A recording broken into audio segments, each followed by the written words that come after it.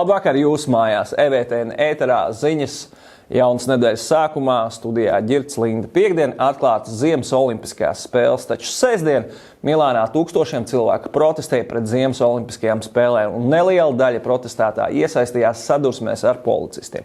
Demonstrācija kopumā noritēja mierīgi, taču tās noslēgumā izcēlās sadursmes protestētājiem, apmētājot policistus ar petardēm un akmeņiem. Likumsargi izmantoja asaru gāzi, lai viņus izklīdinātu. Pagājušās nedēļas nogalē Turīnā protestu laikā tika ievainot vairāk nekā 100 policisti. Protestētāji kritizēja mākslīgā sniega izmantošanu un koku izciršanu, gatavojoties olimpiskajām spēlēm, kā arī protestēja pret mājokļu krīzi Milānā. Demonstrāciju organizēja arotbiedrības tiesību aizstāvju grupas un aktīvisti. Spēles vairs nav ilgtspējīgas ne no vides, ne sociālā viedokļa. To laiks ir beidzies, ziņu aģentūrai AFP sacīja 29 gadus vecā protestētāja Frančeska Misāna. Viens no demonstrācijas organizatoriem Alberto Di Monte norādīja, ka šīs spēles tika reklamētas kā ilgtspējīgas un izmaksu ziņā neitrāls. Taču tā kā šīs ir vienas no ģeogrāfiski izkliedētākajām spēlēm vēsturē, miljārdiem eiro tika iztērēti, lai izbūvētu ceļus, nevis aizsargātu kalnus. Tikmēr Milāna ir pārtapusi par patīkamu Disneylandu turistiem, kas rīko virkni lielu pasākumu, bet atstāja novārtā savus iedzīvotājus, viņš piebilda. Atgūsim pilsētu, atbrīvosim kalnus, vēstīja protestētāji plakāti. Viens no protestētājiem asi nosodīja simtiem koku nociršanu, lai izveidotu olimpisko bobsleja trasi, un demonstrantiem bija līdz 10 no kartona izgatavotu koku, kurus tie simboliski izklāja uz zemes. Brīvi kalni, mazāk kaisa, vairāk ledāja, vēstīja cits protestētāju plakāts, kritizējot ASV imigrācijas kontrolas aģentūras aģentu iesaistīšanos ASV drošības plānošanā olimpiskajām spēlēm. Otradien, 10. februārī, vairāk nekā 180 valstīs visā pasaulē tiks atzīmēta vispasaules drošākā interneta diena.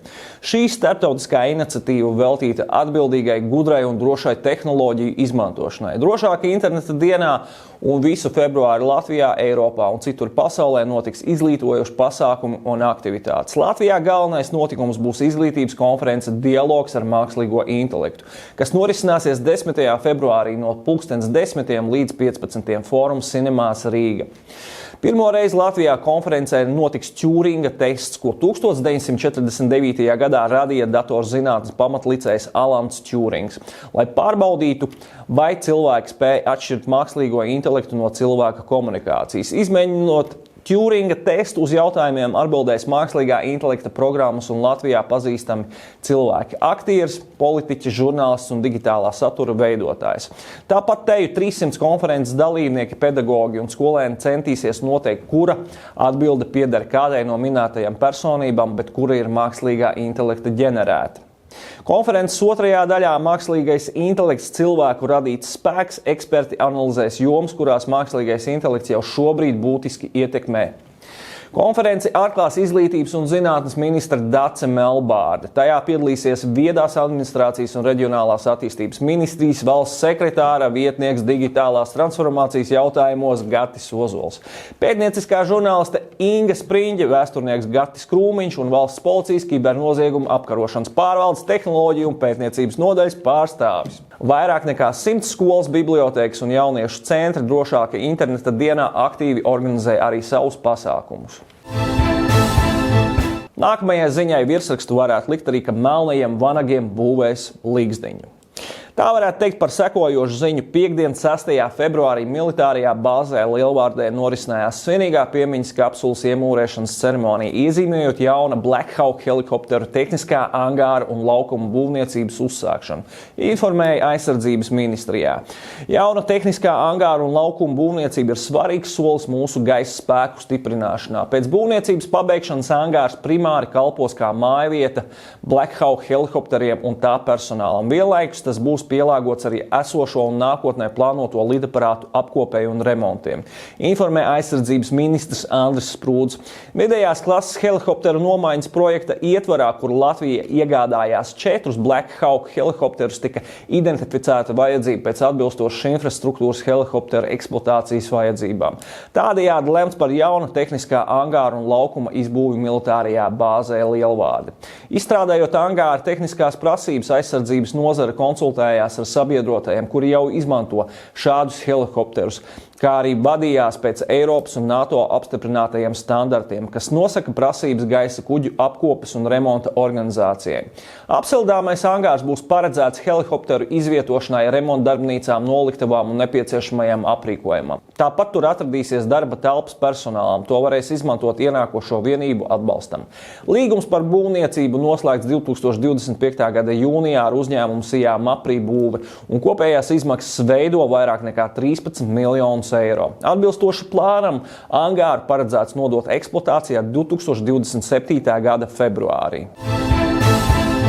Šajā ziemā, kad iespējams daudz mājas apsilda ar elektrību, ir arī kāda priecīga ziņa. No šī gada 9. februāra Latvijas mājsaimniecība elektroenerģijas tirgū darbu uzsācis Lietuvas enerģētikas uzņēmums Ignitis. Uzņēmums, kas kopš 2013. gada Latvijā nodrošina risinājums biznesa klientiem, tagad mājsaimniecībām piedāvās personalizētus tarifus, kas pielāgoti cilvēku ikdienas paradumiem un lielākajiem patērētājiem, kā arī mobilo lietotni viedai energo pārvaldībai. Klienti varēs jebkurā brīdī mainīt tarifu un atteikties no pakalpojuma bez soda naudām un līguma laušanas maksas, sola uzņēmumā.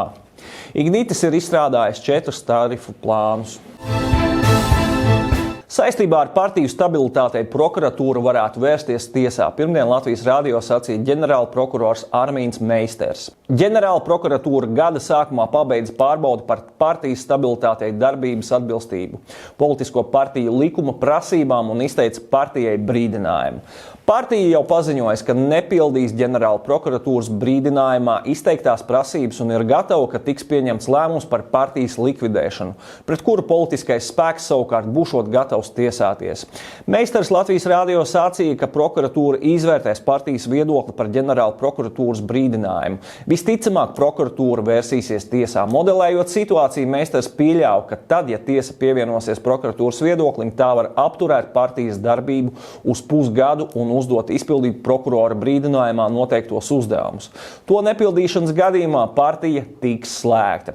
Tādā gadījumā stabilitātei kļūtu par pirmo slēgto partiju kopš neatkarības atjaunošanas, atzina Meisters. Jau rakstīts, ka brīdinājums stabilitātei izteikts, jo prokuratūra ir saskatījusi politisko partiju likumā noteikto aizliegumu pārkāpumus.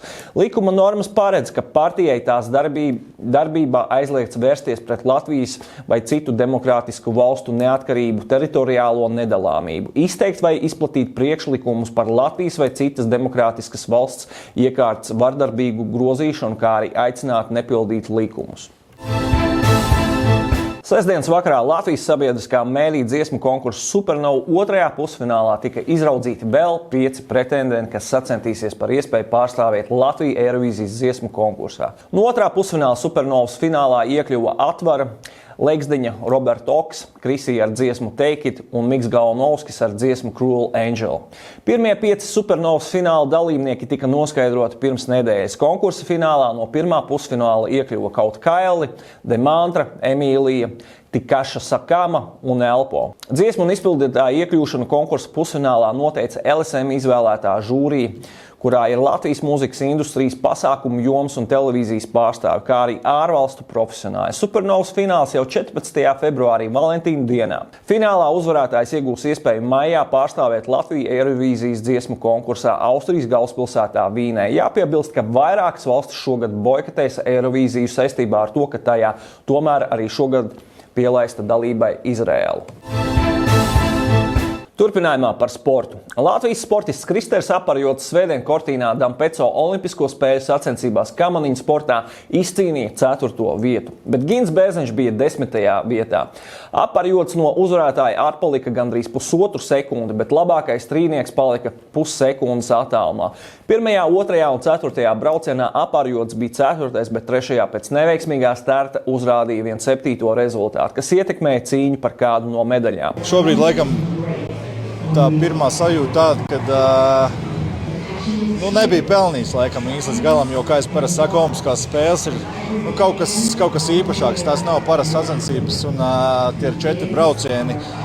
Un tas nav par to, cik varbūt tu esi spēcīgs, cik tu esi ātrs un cik tu esi liels un tā tālāk, bet cik tu esi precīzs un cik tāds kā saka, kā Angliski teikt, on point. Ja? Es zinu, kā ir būt ceturtajam, un esmu tur jau bijis. Esmu to visu jau pasmaržojis, gribētos kaut kur kāpt augstāk un izcīnīt kaut ko spīdīgāku. Jāpiebilst, ka Kristers neaktīvajā kamaniņu sezonā aktīvi nodarbojas ar orientēšanās sportu, tāpatās kā māsa Kendija Aparjode. Kristeram un Kendijai orientēšanās sports bija pirmais sporta veids, ar ko aizrāvās jau agrā bērnībā, un pēc tam nāca tikai kamaniņu sports. Noteikumi par naudas balvām par izciliem sasniegumiem sportā nosaka, ka par olimpiskajās spēlēs iegūtu 4. vietu valsts sportistam izmaksā aptuveni 30 000 eiro. Gins Bērziņš no čempiona 4 braucienu summā atpalika 2,8 sekundes. Pirmajā braucienā Latvijas bija 10., nākamajos 2. 9. un uz šādu vietu pakāpās arī summā. Taču 17. rezultāts pēdējā braucienā atmeta viņu atpakaļ uz 10. pozīciju. Pirms 4 gadiem Pekinas olimpiskajās spēlēs Aparjods bija 5., bet Bērziņš 7.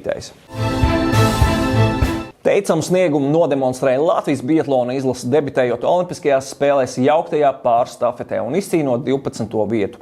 Ilgu sacensību daļu esot 10. Pēc pirmās šaušanas Andrejs Rastorgujevs bija pat 4. vietā, bet stafeti pēc otrās šaušanas Birkentālam nodeva kā 7. Birkentāls un Baiba Bendika saglabāja 10. vietu, bet Eiropas junioru čempione Estere Wolfa finišēja 12. pozīcijā. Uzvarēja Francijas kvartets, sudrabs Itālijai, bronzas Vācijai. Nākamās biatlona sacensības otrdien vīriem 20 km, bet 15 km distance trešdien dāmām. Noslēgumā par laiku. Otrdien sauli pa laikam aizklās mākoņi, savukārt trešdien debesis būs jau lielākoties mākoņains. Otrdien un trešdien dienā līdz -7, -12 grādiem. Nedēļas otrajā pusē Latvijas teritorijai no rietumiem pietuvosies ciklons, kā ietekmē daudzviet gaidāms sniegs un slapjš sniegs. Dominējot dienvidu rietumu un dienvidu vējam, jūras piekrastē vējš būs brāzmains. Gaisa temperatūra nedēļas otrajā pusē ievērojami paaugstināsies. Vietām termometra stabiņš svārstīsies ap 0 atzīmi. Gaidāms atpūsnis. Lai silts un jauks vakars jūsu mājās!